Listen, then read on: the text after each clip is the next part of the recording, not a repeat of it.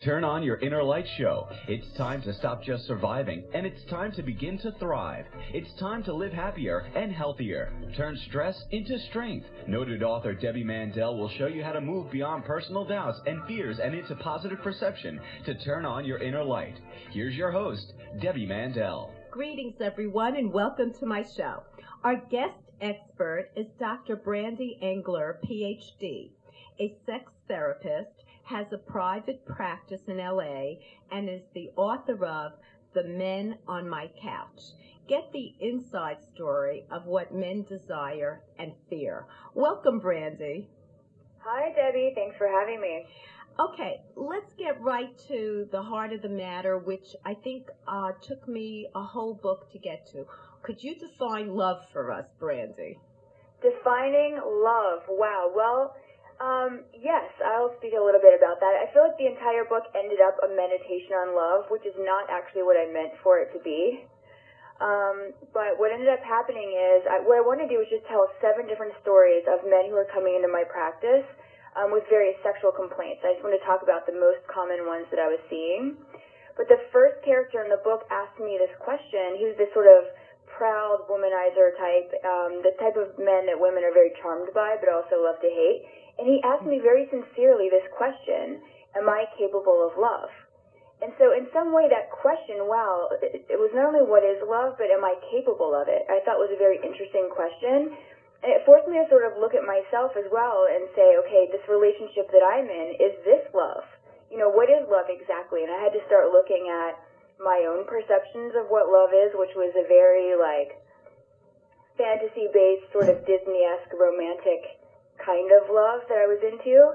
And I saw very quickly, after sitting with men who were telling me all kinds of stories about infidelity and pornography and prostitutes, that the kind of love I believed in was not very sustainable. That, you know, these guys basically sort of ruptured my little fantasy bubble of what love is.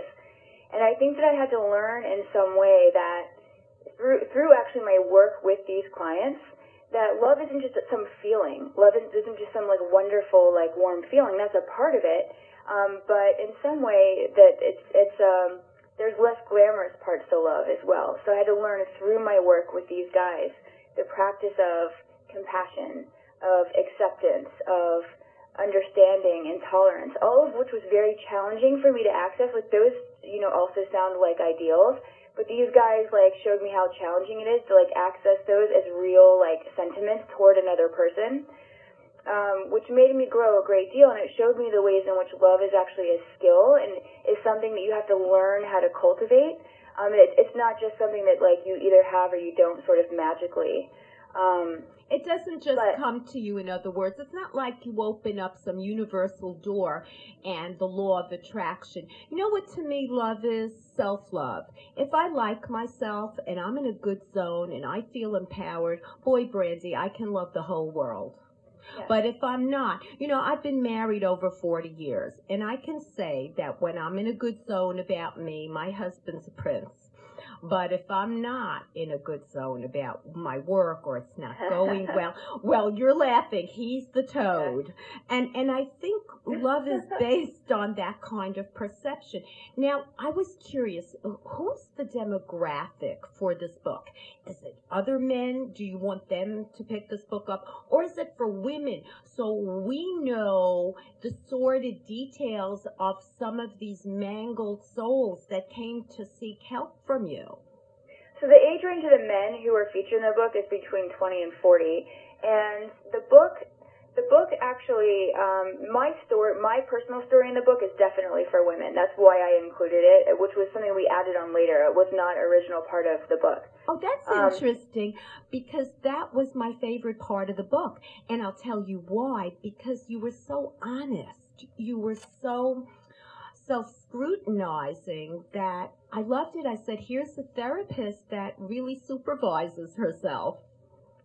Thank you. I appreciate that. Actually, when I was, pitching the book out to all the publishing houses, they want, a self-help book that's in a very particular format that works and sells lots of books, which is 10 things about men, or, something like this.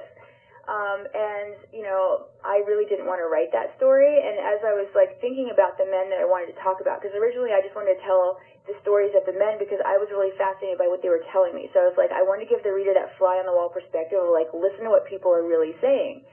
Because it breaks through all the myths and stereotypes that we hold about men. So I just wanted to say that. But then as I was reflecting on my personal reactions to them, I was I've got to tell this story too, because women are really going to love that, are really going to be able to grow in the way that they love and think about men if they read my story, the way that I grew. You so did grow. You to include that because this is not a traditional book. It's not a self-help book. It's a little bit more of a memoir, although it includes lots of material that's very helpful. You know what I think of it from my perspective? And I have a literary background. Okay. And that's, you tell a lot of stories.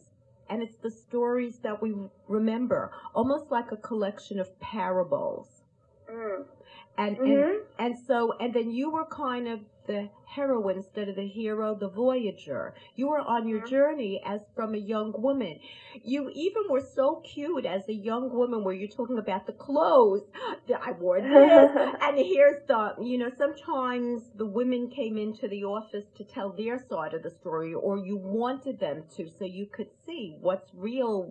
You're only getting one side, and you evaluated their outfits. Yeah. And I said, oh my God, for a therapist to put that in, that took guts, but it made it human. It made it real for me. Right. And this is how women are. We're competitive. Yes. It was so hard for me to put that in. I felt sort of like I was exposing something I didn't want to expose. Sort of like I wanted to have my sort of super professional and competent facade. But I was thinking about it, and I was all throughout the book, I'm pushing these men to be as authentic as they can. Then that means I need to be authentic as well, or that's going to be so obvious that I'm not authentic. So you were very authentic, and as a result of you evaluating yourself and your growing and what your girlfriends were talking about, you really gave us a whole spectrum. There's a spectrum to autism. Here's a whole spectrum to men and how we react. Now, sexually, do you think that there were great differences? I'm not talking about the obvious anatomy, differences between men and women. I think that there's a lot of differences in the way that men and women are socialized. But I think at the heart of it, we're not different at all. And that's one of the things that I was most heartened by after getting past the initial sort of repugnance of oh my God, this guy's telling me crazy stories. I just have to interrupt for a second. I don't want to rush this point. We're going to commercial break. That's the only reason. We will return with Dr. Brandy Engler, author of The Men on My Couch.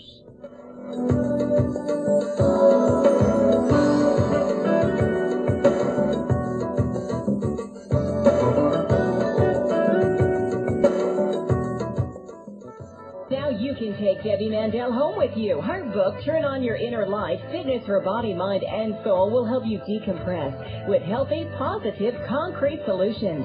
Common life challenges are presented so that you can quickly find the help you need. Emotional tips, original meditations, and a fun and easy-to-follow fitness workout for each mindset. This revolutionary new method will help you rewire mind and body to take back your power. Get it on Amazon. Are you overwhelmed with the burden of taking care of children, parents, or both? Are you taking care of everyone else except yourself? It's time to change your habits and re-energize. Debbie Mandel gives you an innovative and easy-to-follow program for good health and happiness. In her magical new book, Changing Habits, The Caregiver's Total Workout, Debbie Mandel shows you step-by-step how to find the optimal balance between giving and receiving and guides you to exercise and eat right to take care of yourself.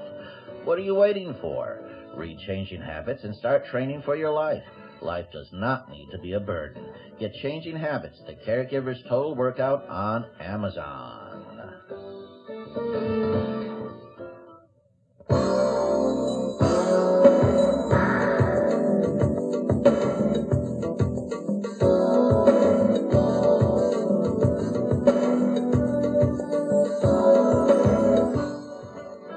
You're listening listening to the Turn On Your Inner Light show.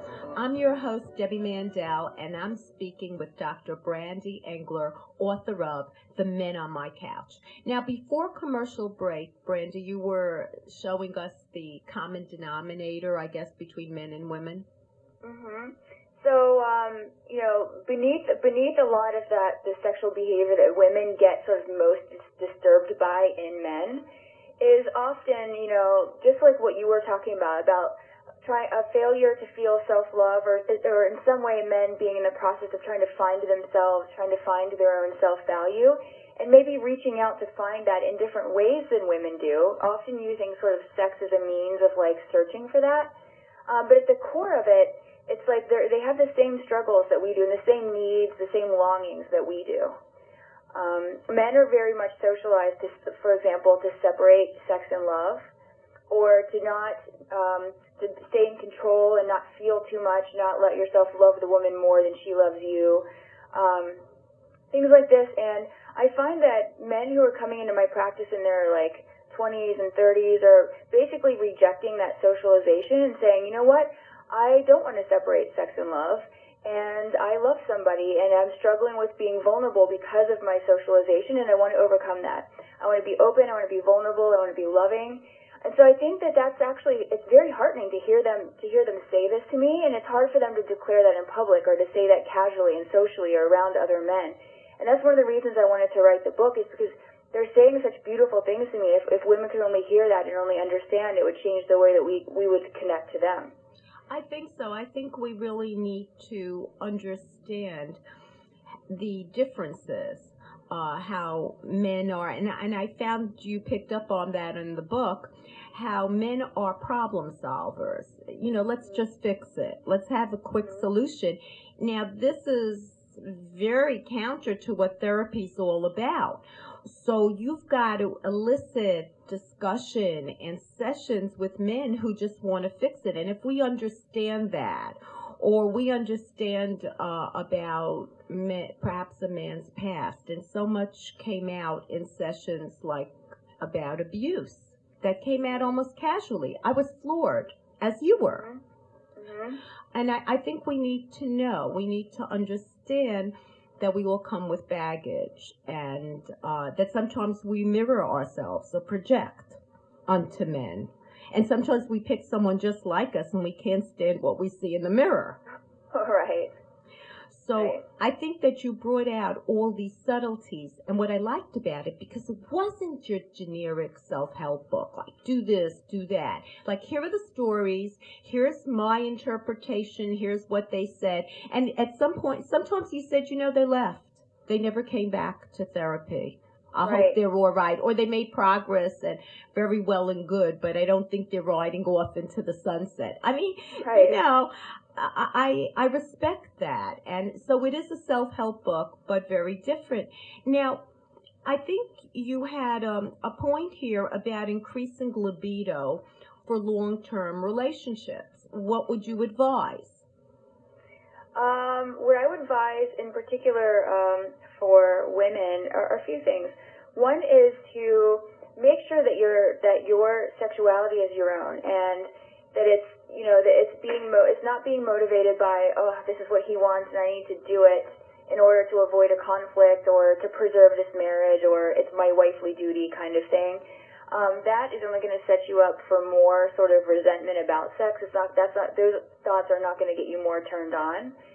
And I think that there's been a lot of socialization for women to sort of be very passive and to just follow along with male sexual scripts, versus turning inward and saying, okay, well, what actually would drive me sexually? What would turn us on? We're wired to be sexual beings. It's good for our health. It's good for our mental health.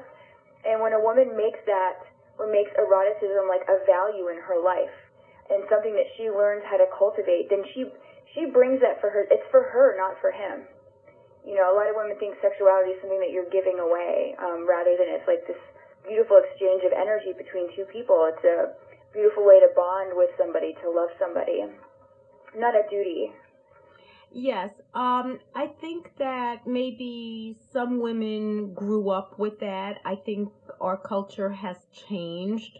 The women I know, generally own it, or they're empowered, except what I have noticed that at my age, which is the older demo, that a lot of women lose their libido, and I think it's tied into them not feeling attractive. You know, you're older. Women suffer because they're getting wrinkles, because they have to compete with younger women. My gym is filled with women like that, and they're getting Botox and Restylane and doing all kinds of crazy things. But hey, you know, how do you go gentle into that good night or not? So I think for a lot of women, that southern hemisphere is not getting enough blood flow. You know what I mean? Maybe they're pre-diabetic or diabetic, or maybe they have cardiovascular issues. I mean, what would you say? How would women like that tap into their sexuality when they feel they're not that attractive? Right. I think it's a little bit about letting go of the self-evaluation about am I attractive or not. It's our own form of sort of performance anxiety that gets in the way of us being sexual, just like men have their sort of own hang-ups. When I'm talking to men, they'll often say things to me like, my wife might have gained a little bit of weight, but I'm fine with that. What really turns me on is when she's just really into sex, really responsive, really excited, or when she's creative. Men say to me all the time, I can overlook, if she's a little getting older or this or that. I just focus on loving her, and I focus on enjoying this act with her. It's not that big of a deal. Only very few men, and I have some that come into me, will complain in some way about his wife's aging or have gaining weight or something physically about her. But usually when I dig into that with the guy, there's something else going on. There's some issue with women or some issue with his sense of self that's causing that. You know what, I once met a guy like that, and I got the feeling that he was mirroring himself in her aging, so she made him feel older. But we go to commercial break, and we will return with Dr. Brandy Engler, author of The Men on My Couch.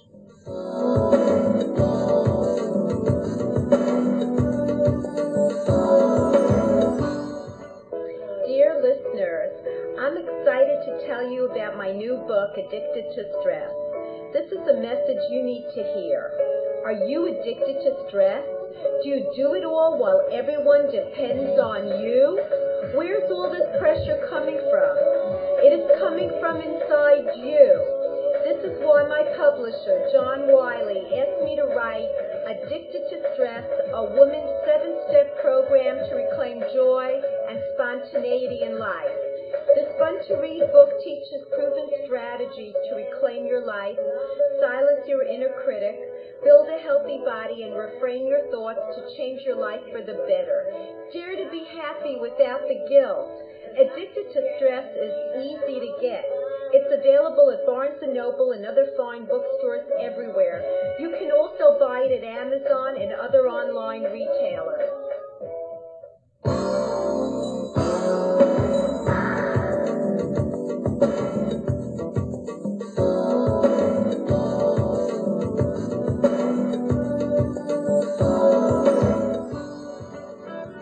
We're back with Dr. Brandy Engler, author of The Men on My Couch. Now, Brandy, I have to tell you that the book had very attractive people in it. The women were beautiful, you were beautiful, the men seemed pretty okay. Was there anyone unattractive? Are we looking at a certain segment of the population, like the beautiful people? I didn't intend for it to be that. It's definitely sort of, I feature the two beautiful women for a reason. And the reason why I chose the two of them was because I thought both of them had some kind of relationship with their own beauty that was actually getting in the way of their sensuality. And something that I see is super common, particularly among young women. And that I really wanted to contrast that with my experience of the sort of beautiful women I saw walking the streets of Brooklyn that I mentioned in that one chapter, who were of different shapes and sizes than these two women I had in Manhattan. And what I saw is a true beauty. But it wasn't, let's see what else. The men, are the men attractive? They're not all attractive, actually. I've got a couple of sort of unattractive, sort of nerdy guys in there. Mm-hmm. Like Alex and Casey. Okay, that's true. That's true. And I think you were touching, if I look at the normal curve, you had, one of them was like over 50. So you Yeah, were, Bill. Mhm. Bill. So you were looking at that demo too, and at long-term relationships with children. So do you feel that love can be compatible with infidelity? Because you wrote about a lot of these guys in seemingly stable-looking marriages from the outside looking in, but were committing a lot of infidelity. Right. Well, certainly a lot of men who are committing infidelity are saying to me, I'm in love, or I love some version of I love, my wife or my girlfriend. We can question whether or not that really is love, but often the driving force of the infidelity had less to do with like there being a problem with the feelings they had toward their wife and more to do with something internal for them. For example, the biggest predictors of infidelity are narcissism, low self-esteem, and impulsivity.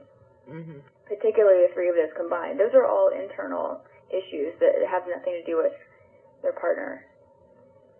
Now, apropos to narcissism, can a woman handle a narcissist, the real clinical type? Well, you know what? So when you're saying can someone have all of this and love, so narcissism is pretty much the antithesis of love. To me, that's like a big red flag. If narcissists are people who are trapped in their own needs, basically.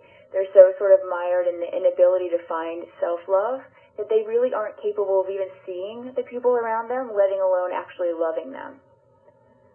And I think that happens at the infant stage, right? True clinical narcissism.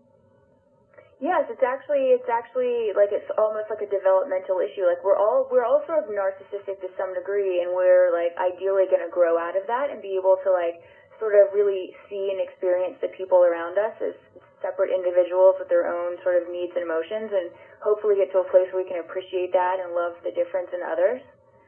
But with narcissism, they haven't reached that sort of as a stage. And because it's pre-verbal, counseling might not even help, although it might for the fringe element. So that's something, you also wrestled with in the book, and presented that possibility. I mean, for me, if I were hooked up with a narcissist, I would run. I would not want to deal. I mean, that's too much. There's so many fish in the sea. Right. But that's because I love myself. So if I love myself, I can love many people. So I feel that. Are you happy now, Brandy? Yes, I'm happy now. No, I don't mean that the interview has just ended because I'm going to go to the medical trends segment. But you're happy in a good relationship, which speaks volumes about you as a therapist. Thank you for being delightful and instructive. Thank you for having me on. Affirmation of the week. Consider that when you go searching for something, it might be close at hand.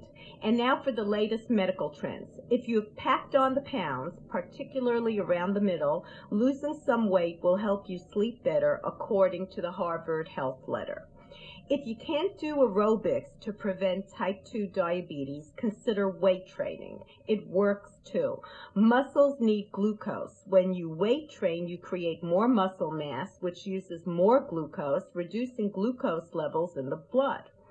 The American Medical Association finds that people who take aspirin on a regular basis to prevent heart attack might be increasing their risk of age-related macular degeneration. But don't stop taking aspirin until you consult your doctor. You got to pick your poison. And the effect of climate change is making allergies worse.